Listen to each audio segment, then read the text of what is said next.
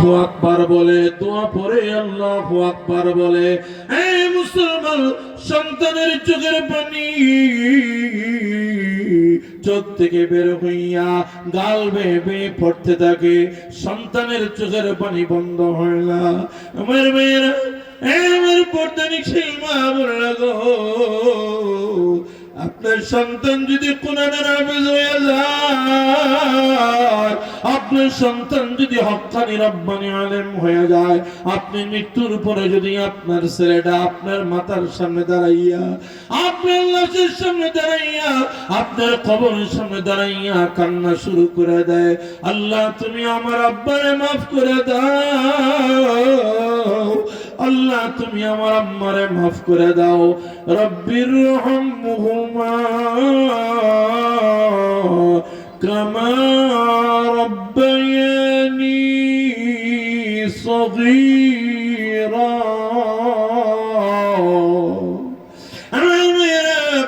আপনার ছেলে যদি আপনার মাতা আপনার লাশের সামনে দাঁড়াইয়া জানাজার নামাজ পড়ে, আপনার সন্তানের চোখের পানি বের হয়ে যায়।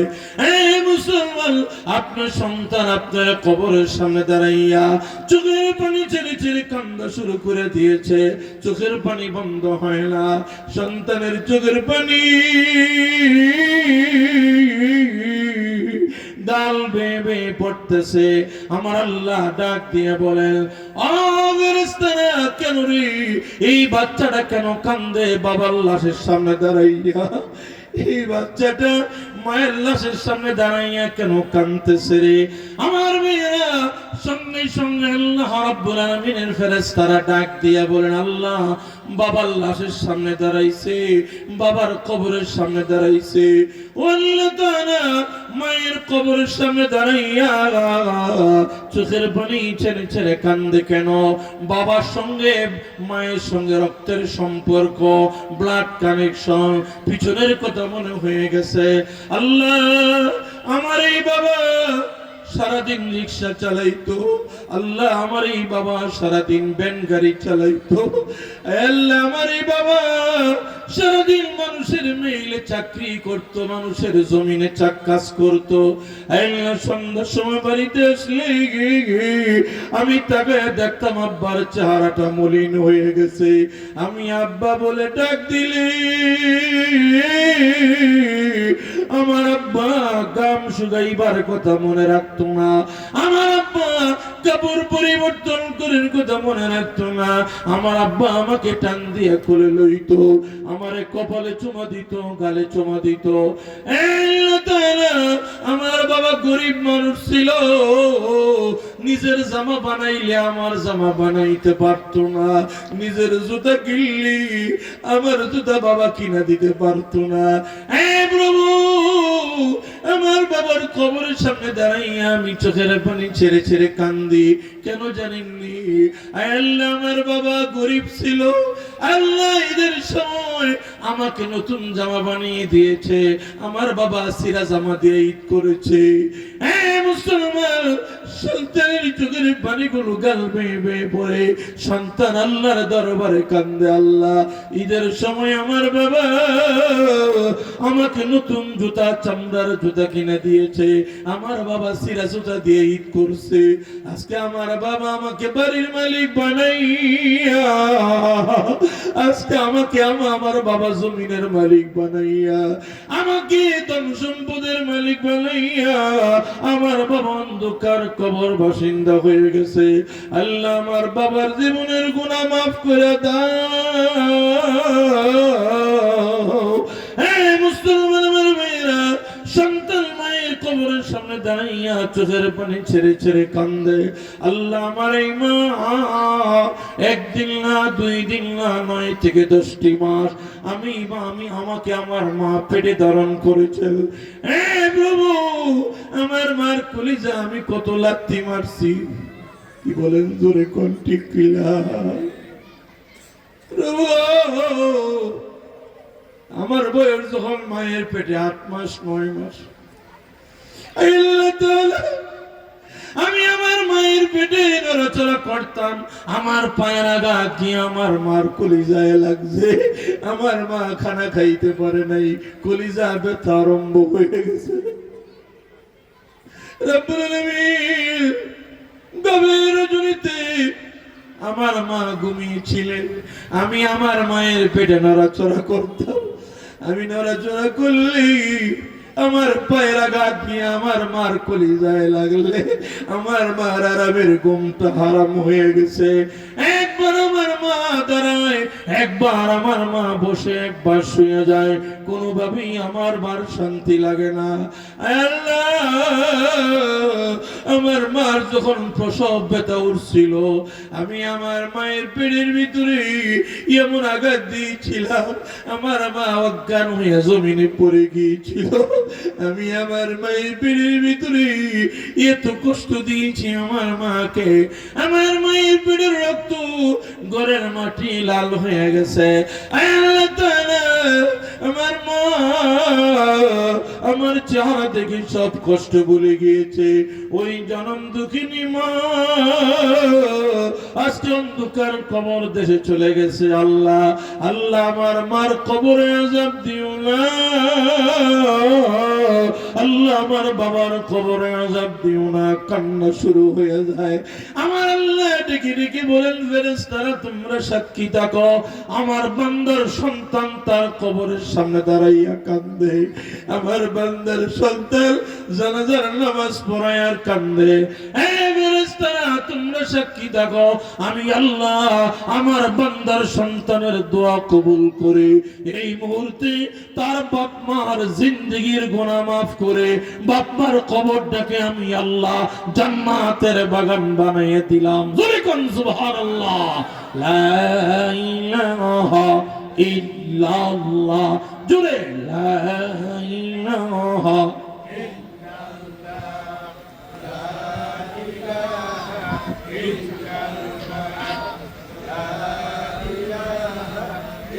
আর জোরে লা ইলাহা ইল্লাল্লাহ, লা ইলাহা ইল্লাল্লাহ, লা ইলাহা ইল্লাল্লাহ, লা ইলাহা ইল্লাল্লাহ, লা ইলাহা ইল্লাল্লাহ, লা ইলাহা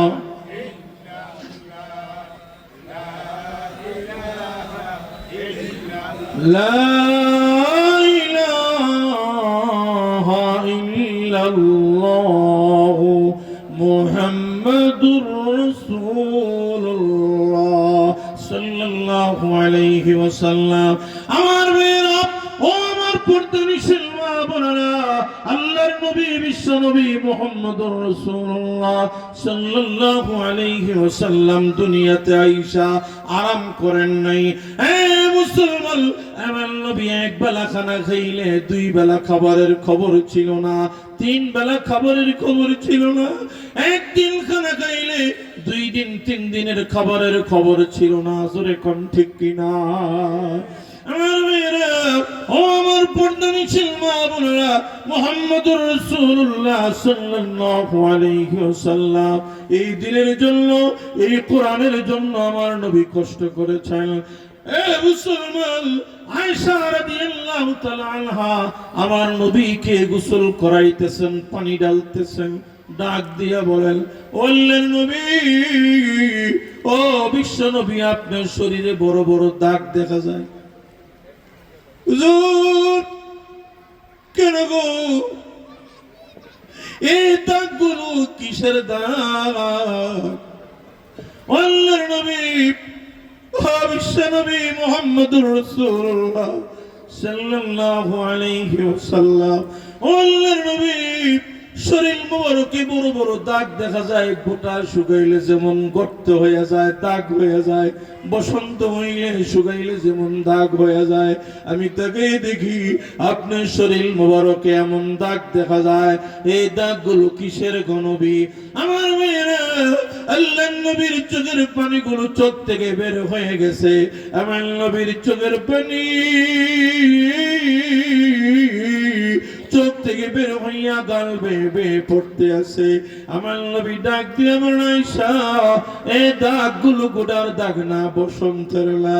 আমি নবী কালেমার দাওয়াত দেওয়ার জন্য, আমি নবী কোরআন শরীফের তালিম দেওয়ার জন্য আমি যখন মানুষের এলাকায় বাড়িতে বাড়িতে গিয়েছিলাম, বেঈমান কাফেররা আমার দাওয়াত গ্রহণ করে না।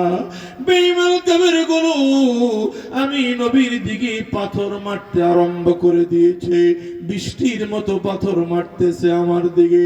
আমি নবী পাথর লাগাতে একবার বসি একবার শুয়ে যাই, কোনোভাবেই পাথর মারা বন্ধ হয় না। আল্লাহর নবী বিশ্ব নবী ডাক দিয়ে বলেন, ও বেঈমানেরা, কাফেররা, আর মারিস না।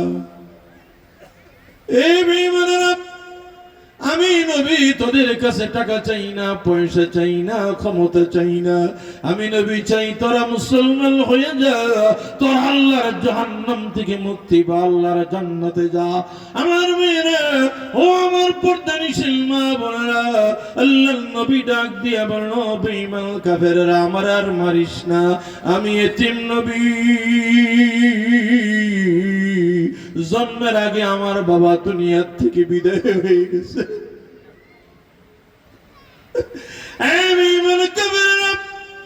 জন্মের 6 বছর বয়সে মায়ের সঙ্গে আমি বাবার কবর জিয়ারত করার জন্য গিয়েছিলাম।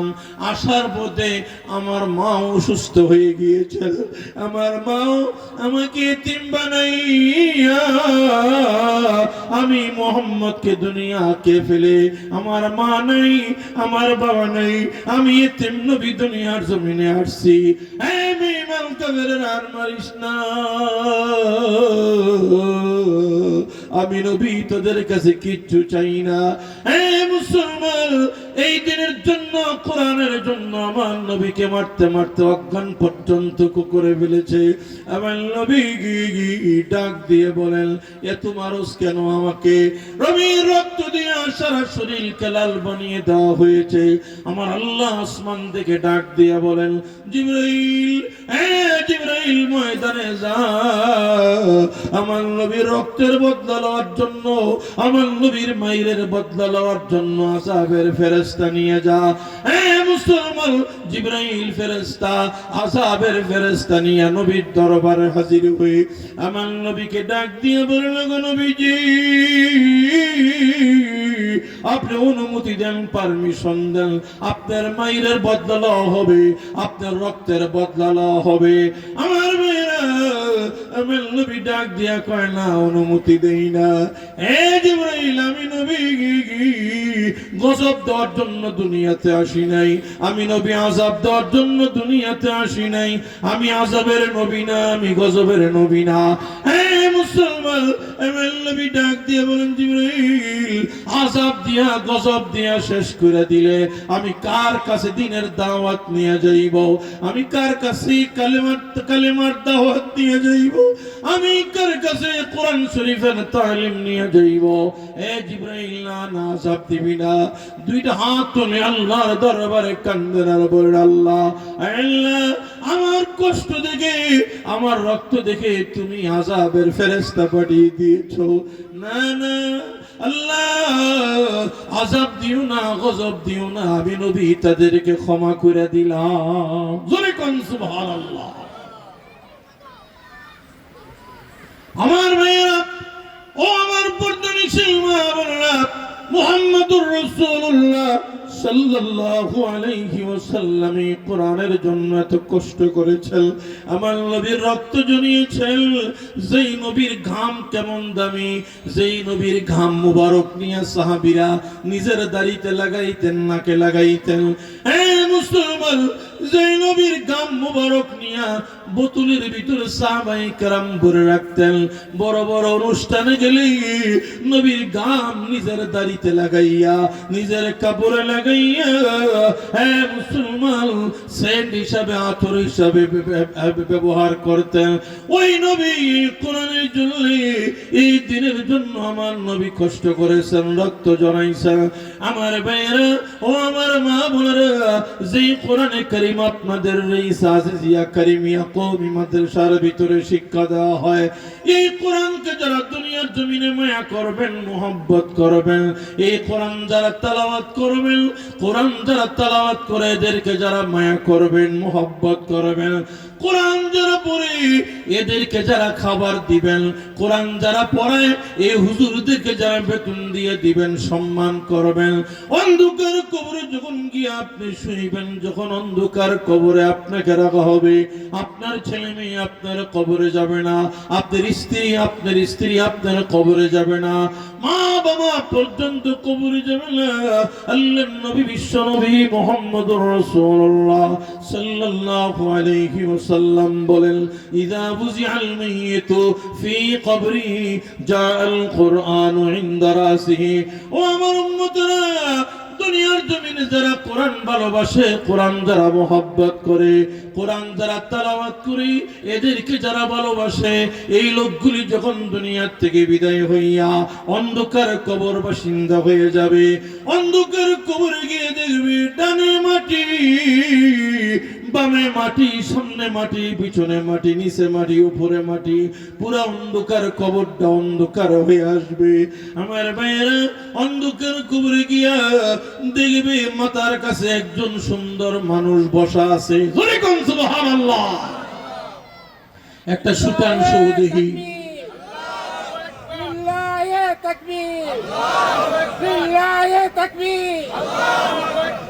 আমার ভাইয়েরা, কবরের ভিতরে আপনি আশ্চর্য হয়ে যাইবেন, এই কবরে আমার ছেলে মেয়েগুলো আমার 5 খানি 10 খানি 40 খানি জায়গার মালিক হয়ে গেছে, আমার সন্তানগুলো আমার গাড়ি বাড়ির মালিক হয়ে গেছে, আমার ছেলে মেয়েগুলো, আমার স্ত্রী আমার কবরে আসলো না, আমার বন্ধু বান্ধব কেউ আমার কবরে আসে নাই, আমার কবরের ভিতরে আমার আব্বা আম্মা পর্যন্ত আসে নাই, আমার মাথার কাছে কে বসে রইছে, ডাক দিয়ে বলবেন, কি তুমি আমার কবরে হাজির হয়ে গেছো, তুমি কি কোনো সহযোগিতা করতে পারবে কিনা আমাকে?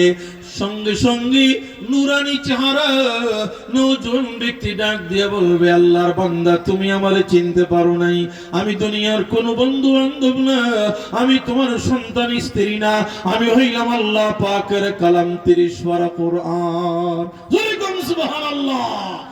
আল্লাহর বান্দা, দুনিয়ার জমিনে আমি কোরআনের জন্য তুমি কষ্ট করেছিলাম, মাটির বিছানার মধ্যে বসছিলা, আমি কোরআনের জন্য শক্ত বিছানা ঠান্ডা বিছানায় বসছিলা, বাড়ির বিছানা কত নরম বিছানা, আরামের বিছানা ছেড়ে দিয়া আমি কোরআনের জন্য কত কষ্ট করেছ, আমি কোরআনের জন্য কত ঘুম নষ্ট করেছ, আমি কোরআনের জন্য কত তুমি টাকা পয়সা খরচ করেছো। এ আল্লাহর বান্দা, আজকে অন্ধকার কবরে তুমি ঘুমাইবা, আমি তোমার ঘুম ভাঙতে দিব না, আমি কোরআন তোমাকে ঘুমাইতে দিব। দুনিয়াতে আমি কোরআনের জন্য তুমি অনেক ঘুম নষ্ট করেছো। এ আল্লাহর বান্দা, তুমি আজকে ঘুমাও, আমি কোরআন তোমাকে আমি কোরআনে তোমাকে অন্ধকার কবরে পাহারা দিব। কিয়ামত পর্যন্ত আমি কোরআন তোমাকে অন্ধকার কবরে পাহারা দিব, তোমাকে পাহারা দিব, আমি যাইব না তোমার কাছ থেকে। কিয়ামতের ময়দানে আমি কোরআন আল্লাহর দরবারে সুপারিশ করতে থাকব, যতক্ষণ পর্যন্ত নাজাতের ফয়সালা হবে না ততক্ষণ পর্যন্ত আমি কোরআন সুপারিশ করা বন্ধ করব না। আমার মেয়েরা ও আমার মা বোনেরা, কিয়ামতের ময়দানে আল্লাহর কালাম 30 পারা কোরআন শরীফ আমাকে আপনাকে সুপারিশ করবে। কোরআন ডেকে ডেকে বলবে, আল্লাহ, আমি কোরআনের জন্য এই লোকগুলি ঘুম নষ্ট করেছে, আমি কোরআনের জন্য এই মানুষগুলো, আমি কোরআনকে মায়া করেছে, মোহাব্বত করেছে, আমি কোরআন তালাওয়াত না কইরা ঘুমাইতো না, আমি কোরআন তালাওয়াত না করে কোনো কাজে যাইতো না সকাল বেলায়। আল্লাহ তাআলা আমি কোরআন যা বলেছি তা আমল করেছে, আমি কোরআনের ছাত্রদেরকে খাবার দিয়েছে, আমি কোরআনের ছাত্রদেরকে সম্মান করেছে, আদর করেছে, থাকার ব্যবস্থা তারা করে দিয়েছে, শিক্ষকের ব্যবস্থা করে দিয়েছে। আল্লাহ তাআলা আজ থেকে কিয়ামতের ময়দানে তার ছেলে মেয়ে তাকে পরিচয় দেয় না, স্ত্রী পরিচয় দেয় না। ইয়াউমা ইয়াবিরুল মারউ মিন আখিহি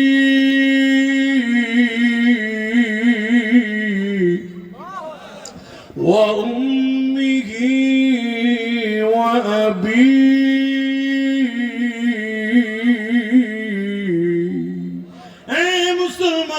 माँ बाप ओ भाई ओ बहनों फर्जंदुजन और यार गार आशिकों माशूकों नौकर बंदाए खिदमत गुजार।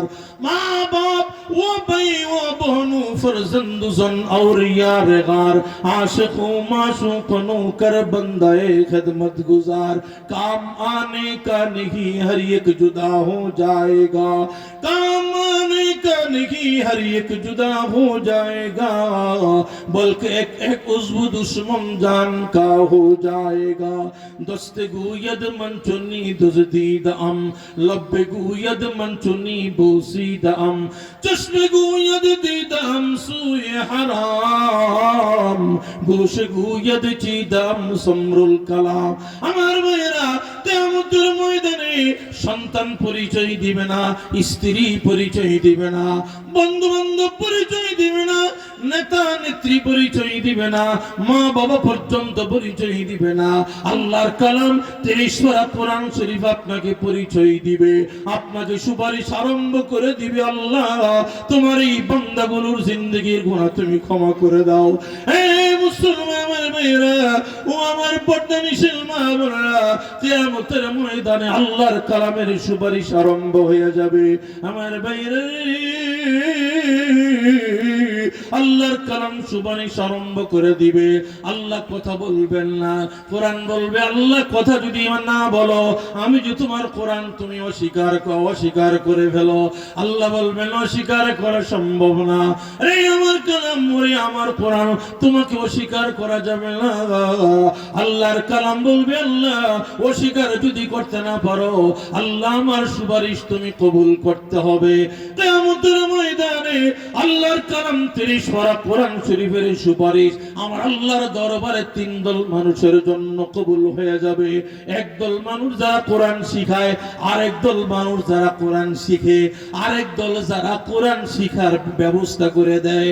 হে মুসলমান, কোরআন শিখায় যারা, কোরআন শিখে যারা, কোরআন শিখার ব্যবস্থা করে যায় যারা, এই ৩ দল মানুষের জন্য কিয়ামতের ময়দানে আল্লাহর কালামের সুপারিশ আরম্ভ হয়ে যাইবে।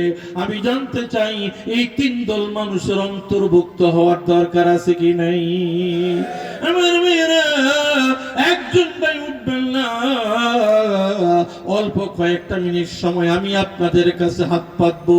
এমন কোন ভাই আসেননি হুজুর আমার মা কবরে চলে গেছে, হুজুর আমার বাবা কবরে চলে গেছে, ও আমার মাকে খাওয়াইতে পারি না, আমার বাবাকে খাওয়াইতে পারি না, চিকিৎসা করতে পারি না, আমার বাপ মা বেঁচে থাকলে আমি আমার বাপ মাকে খাওয়াইতাম, চিকিৎসা করতাম, লক্ষ লক্ষ টাকা আমি বাপ মার পিছনে খরচ করতাম, আমার মা আমার বাবা আমার জন্য দোয়া করতো। আজকে মা নাই অথবা বাবা নাই অথবা দুইজন নাই, দুজন কবরে চলে গেছে। আজকে মাকে খাওয়াইতে পারেন, আজকে বাবাকে চিকিৎসা করতে পারেন না। বেঁচে থাকলে বাপ মার পিছনে আপনি লক্ষ লক্ষ টাকা খরচ করে দিতেন। আজকের মাহফিলে যারা কষ্ট করে হাজির হয়ে গেছে, এমন কোন ভাই আসেননি হুজুর আমার মা কবরে, আমার বাবা কবরে, আমাকে বাড়ির মালিক বানাইয়া, আমাকে জমিনের মালিক বানাইয়া, আমাকে ধন সম্পদের মালিক বানাইয়া অন্ধকার কবর বাসিন্দা হয়ে গেছে আমার আব্বা আম্মা।